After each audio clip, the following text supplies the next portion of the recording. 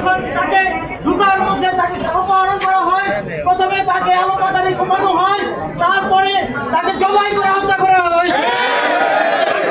আমাদের জীবনের নিরাপত্তা নাই এই অবস্থায়। তাদেরকে যদি এই অবস্থায় যদি আমরা এই ইসলামকে যদি অবৈধ ঘোষণা করা না হয়, তাহলে অচিরেই আমাদের মধ্যে থেকে আরো অনেক মানুষ হত্যার বৃদ্ধি হতে পারে। যেভাবে ছাত্রলীগকে নিষিদ্ধ করা হয়েছে, বাংলাদেশে ইসলামকে নিষিদ্ধ করার দৃঢ় দাবি। যদি এই ইসলামকে নিষিদ্ধ করা না হয়, তাহলে আমাদের জীবনের কারোর নিরাপত্তা নাই। প্রশাসনের কাছে জোর দাবি, অতি শীঘ্র বাংলাদেশে ইসলামকে নিষিদ্ধ করা হোক।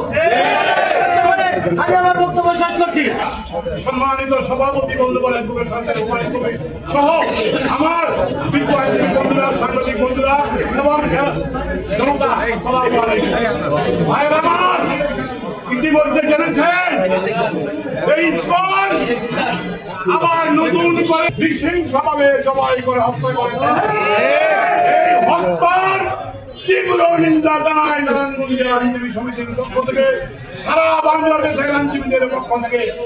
ভাই আমার, আমরা চন্দন সরকার সহ 7 খুনের মামলায় যখন সভাপতি, আমি সাধারণ সম্পাদক, আমরা সারা বাংলা আমরা সবাই সম্মিলিত ভাবে এই জঙ্গি ইসকনকে নিষিদ্ধ করি, জঙ্গি ইসকনকে বয়কট করি।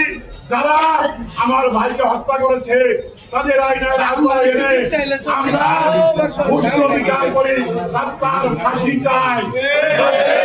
এই সভা থেকে এই আহ্বান জানিয়ে আমরা